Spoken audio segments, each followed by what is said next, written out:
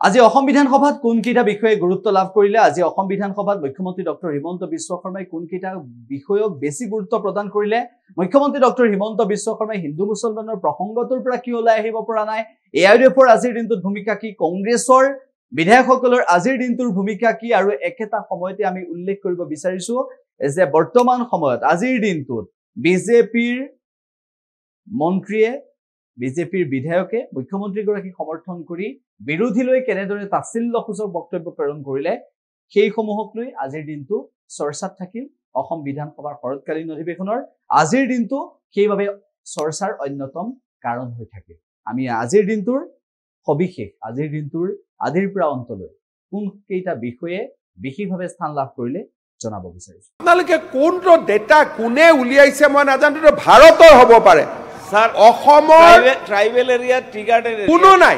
এটো নকব এটো নাই না মই সাজু ডাঙৰীয়া ট্ৰাইবেল এৰিয়া ট্ৰিগাৰ্ডেন এৰিয়া বুলি নকব পুৰা আছে আপোনালোকৰ মিয়া এলেকা সবৰকে বেছি হৈ আছে ট্ৰিগাৰ্ডেনৰ কথা কিয় কৈছে আপুনি মিয়া এলেকাত বেছি হৈ আছে মই বই আছো প্লিজ আপোনালোকে আপোনাৰ ঘৰত চাওক আপোনালোকৰ ঘৰত চাওক ট্ৰিগাৰ্ডেনৰ কথা কিয় কব বয়সত বিয়া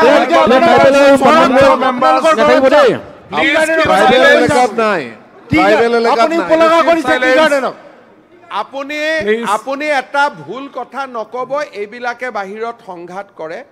চাহ জনজাতিৰ কোনোবা ছোৱালী নহয় আপোনাক মই কাৰেক্ট কৰি দিছো কোনোবা ছোৱালী লৰাই কম বয়সত বিয়া কৰিব পাৰে কিন্তু দুজনী বিয়া নকৰে এটো অসম্ভৱ চাইল্ড ম্যাৰেজটো আছে বুলি মইও কৈছো এখানে চাইল্ড ম্যাৰেজটো আমি এৰেষ্ট কৰোতে হিন্দু মুছলমান দুইটা এৰেষ্ট হৈছে কিন্তু পলিগেমি জুৱা খিদনাখন যে কৈ আছে যে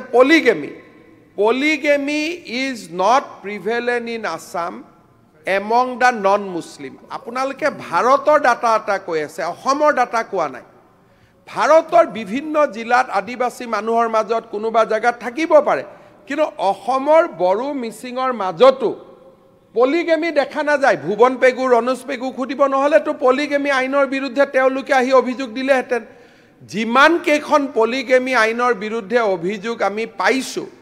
সেই গুটেই কেখন অভিযোগ মুছলমান ইছলাম ধৰ্মাৱলম্বী লোকৰ পৰাহে পাইছো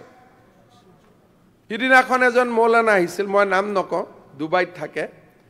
তেখেত মোক লগ কৰিব আহিছিল আহি তেওঁ মোৰ আগত কৈছে যে আমাক অলপ পলিগেমিটো এলাউ কৰি দিয়ক মানে আপুনি এটো বন্ধ নকৰিব তেতিয়া মই তেওঁ খুদিলো যে কি কাৰণে লাগে তেতিয়া তেওঁ মোক কয়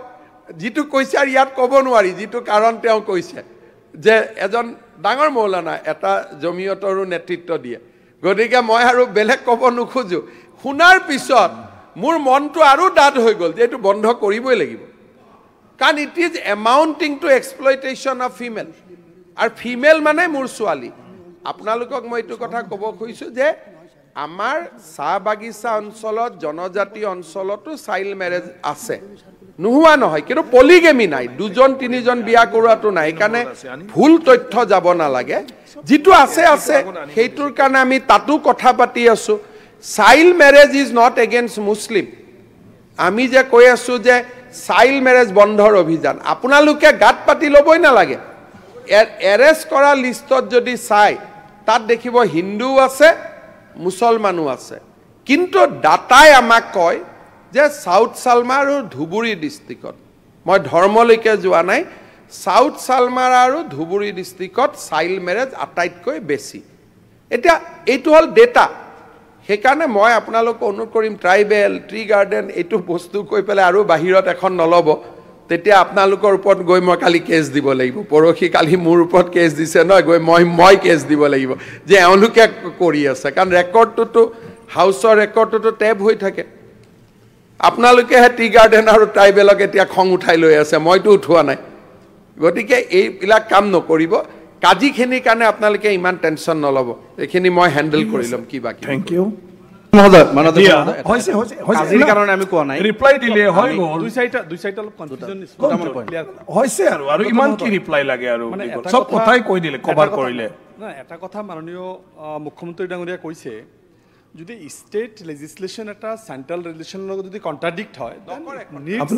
approval from the president Honorable Chief Minister. মাননীয় অধ্যক্ষ মহোদয় আপুনি কথাটো বহক। আপুনি যিটো আইনৰ কথা কৈছে মই আপোনাক শুধৰাই দিছোঁ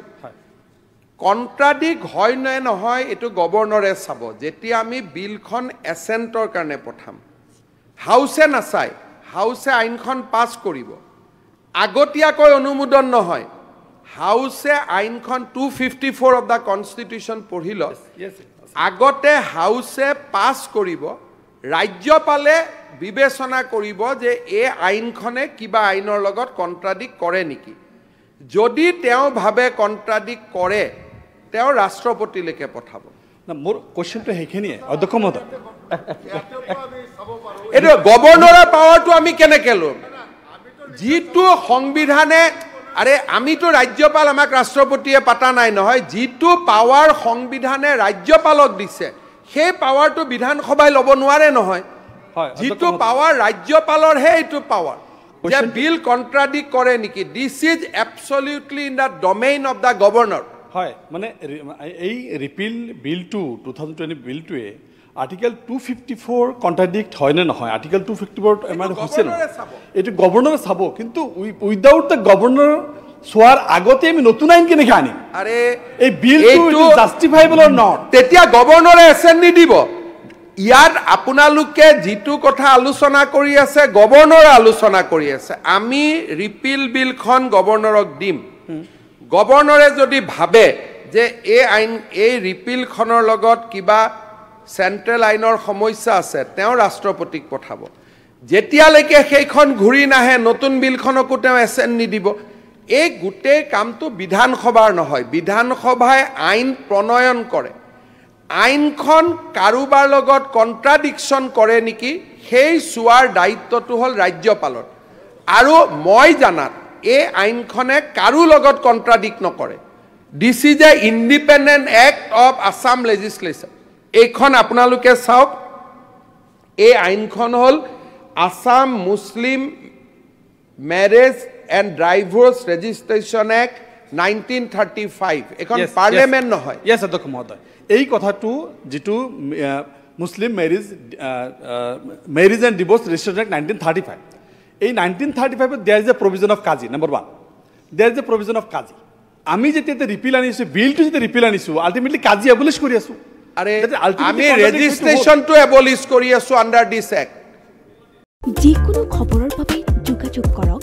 7099017330 অথবা 7099017990 নম্বৰত